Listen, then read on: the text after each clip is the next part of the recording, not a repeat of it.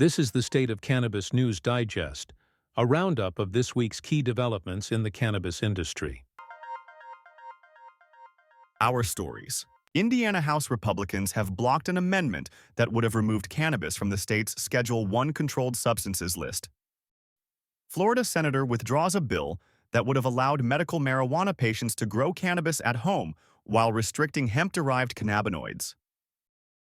Ohio lawmakers have introduced a bill to increase cannabis taxes, restrict homegrow, reduce THC limits, and eliminate social equity funding. A new Hawaii bill seeks to protect medical marijuana patients from employment discrimination.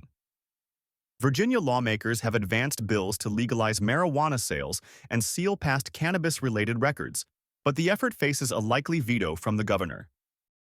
In South Dakota, a new bill threatens to overturn the state's medical marijuana program. Kentucky's medical marijuana program is now active, with the governor advocating for federal reforms to prevent patients from being barred from firearm ownership. A new Pennsylvania bill seeks to improve medical marijuana safety by strengthening oversight of cannabis testing labs. And now here is the deeper look at the key events in the cannabis world this week. In a decisive move that reinforced Indiana's strict prohibitionist stance, House Republicans blocked an amendment that could have reclassified marijuana and opened the door for a medical cannabis program. The proposal aimed to remove marijuana from the state's Schedule I classification, a step that advocates argue is necessary to align Indiana with its more progressive neighbors. However, the Republican supermajority struck it down as out of order, effectively halting any immediate progress on cannabis reform. The decision sparked frustration among Democratic lawmakers and pro-legalization advocates, who argue that Indiana is missing out on both a financial windfall and an opportunity to improve public health. While Indiana's leadership remains resistant, the fight for cannabis reform is far from over. Several bills advocating for medical and recreational cannabis are set for debate in the 2025 legislative session. However, without bipartisan support in the Republican-controlled legislature, the likelihood of meaningful reform remains uncertain.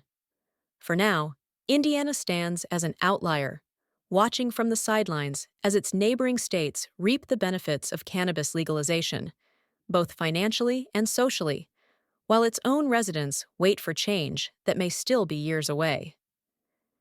Meanwhile, other bills seeking to legalize medical cannabis and even recreational use are still on the table for the 2025 legislative session. Will Indiana lawmakers take a different approach as public pressure mounts, or will the state continue to lag behind its neighbors? Stay tuned as we follow the latest developments in Indiana's cannabis policy. On January 28th, Florida State Senator Joe Gruters briefly introduced a bill to legalize limited home cultivation for registered medical marijuana patients. The proposal would have allowed patients to grow up to 2 plants, but also included restrictions on hemp-derived cannabinoids, banning products like Delta-8 THC and capping Delta-9 THC potency. Shortly after filing, Gruters withdrew the bill, stating plans to reintroduce a version focused solely on homegrow rights. The move comes amid ongoing cannabis policy debates in Florida, where critics argue dispensaries hold monopolistic control.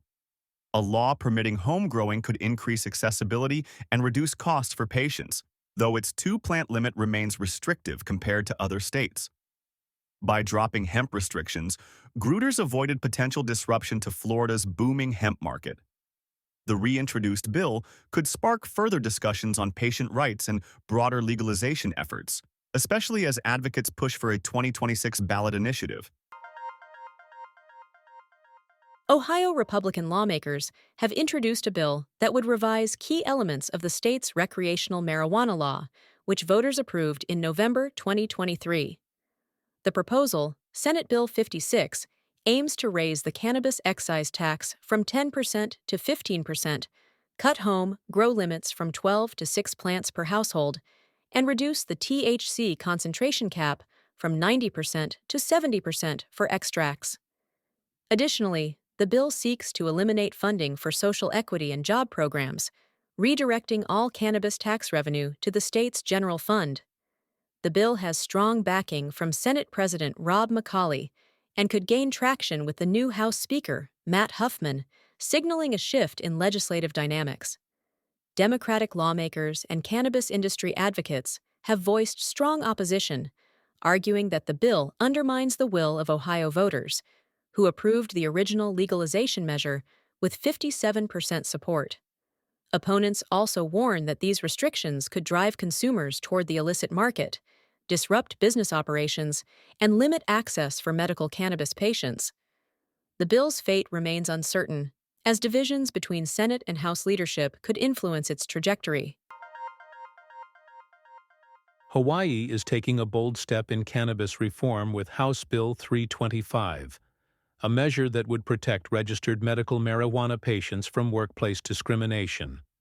The bill, which passed unanimously in a key House committee, would prevent employers from firing or refusing to hire individuals solely for being medical cannabis users or testing positive for THC, so long as they are not impaired on the job.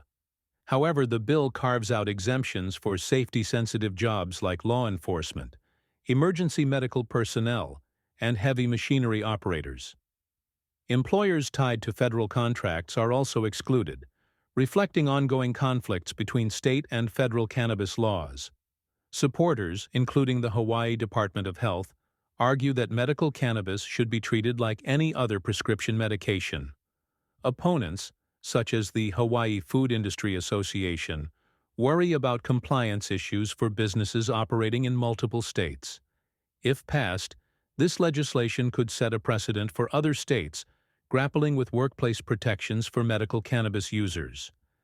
It also comes amid a broader push for cannabis reform in Hawaii, where lawmakers are considering full legalization and a regulated retail market. As cannabis laws continue to evolve nationwide, Hawaii's approach could influence future policies across the U.S. Virginia lawmakers are pushing to launch a regulated cannabis market, but political roadblocks could delay the plan. The state's General Assembly has advanced bills to legalize retail sales by May 2026, with licenses issued as early as September 2025. The legislation also includes sealing past marijuana-related convictions, though record expungements wouldn't begin until July 2026. Despite bipartisan support, Governor Glenn Youngkin is expected to veto the bill, as he did last year, citing concerns over regulation and public safety. Currently, while possession and home cultivation are legal, the lack of retail access has fueled a $3 billion illicit market. Supporters argue a legal system would generate tax revenue, curb illegal sales, and promote social equity by prioritizing licenses for communities hit hardest by past cannabis laws. With Youngkin standing in the way, the 2025 gubernatorial election could decide Virginia's cannabis future, as advocates hope for leadership more open to legalization. South Dakota's medical cannabis program faces a major threat as Republican lawmakers push to repeal it entirely. House Bill 1101, introduced by Representative Travis Ismay, seeks to dismantle the voter-approved program, despite nearly 70% of South Dakotans backing medical marijuana in 2020. Ismay, who previously failed to overturn the law via ballot initiative, argues that voters were misled and calls the program a travesty. If successful, the repeal would shut down over 100 businesses and cut off access for over 11,000 registered patients, many relying on cannabis for chronic pain, PTSD, and epilepsy. The industry is already struggling with dispensary closures and declining patient numbers due to competition from hemp-derived THC. South Dakota has repeatedly rejected recreational cannabis, and its political climate remains hostile. Former Governor Kristi Noem, who is now a U.S. Secretary of Homeland Security, previously fought legalization efforts, and the state's Supreme Court overturned a voter-approved recreational measure in 2020. With a Republican supermajority in the legislature, the fate of medical marijuana remains uncertain, but public support suggests this battle is far from over. Kentucky has officially launched its medical marijuana program, with Governor Andy Beshear awarding the first patient cards on January 30th. Over 2,200 cards have been approved so far, marking a major step for a state long resistant to cannabis reform. Beyond expanding healthcare access, Beshear is pushing for federal action to protect gun rights for medical marijuana patients. Under current federal law, cannabis users, even in legal programs, are barred from owning firearms. The governor argues patients shouldn't have to choose between medicine and constitutional rights. With dispensaries not yet operational, an executive order will continue allowing patients to buy from out-of-state licensed retailers. As more Kentucky cities approve cannabis businesses, the industry is poised for growth, though federal restrictions on gun ownership remain a hurdle for many. Pennsylvania is taking steps to ensure the safety of medical marijuana. Lawmakers have advanced House Bill 33, a measure that strengthens oversight of cannabis testing labs to prevent contaminants such as mold, lead, and arsenic from reaching patients.